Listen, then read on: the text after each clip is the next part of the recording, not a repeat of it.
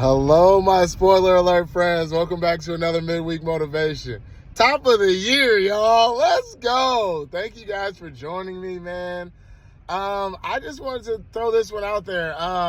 It's kind of like, during this time of year, you got all these New Year's resolutions and people trying to do new things. And, it's a funny coincidence. So at the end of last year, I went to get an adjustment on my life insurance policy.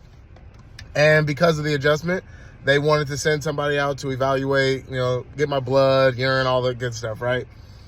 And while they were measuring me, I realized, Derek, you put on a little bit of weight.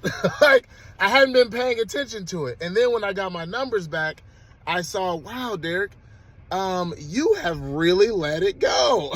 And I guess the motivation for that is, so, okay. I was in Colossians 3, and then I believe it's Colossians 3. I'll put the scripture on the screen so you can see it. But it was talking about greed being idolatry. And my numbers showed me that, man, Derek, you have really been being greedy. And greedy in particular with sweets. So, I had this whole thing where I don't eat sweets during the week. Like, I didn't eat cookies and snacks and all that during the week. But when the weekend hit, your boy was getting after it. So, and I didn't realize, you notice that you're gaining weight, but you don't quite realize it until you see, the numbers. And for me, so I found the numbers, and it upset me, dang, Derek, how did you let that happen? How did you let yourself fall into this situation? And then I was talking to my daughter and my son while I was putting them to bed.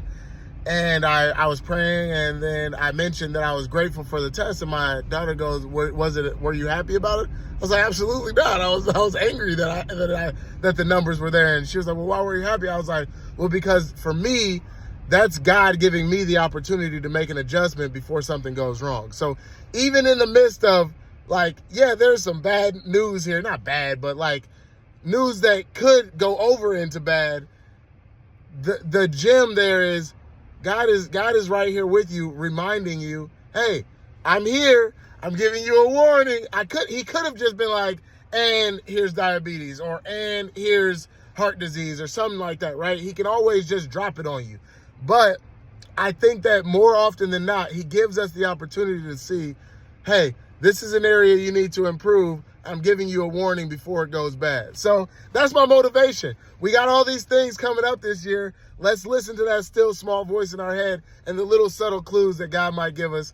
And let's move into 2026 in power, baby. Thanks for watching. I'll see you.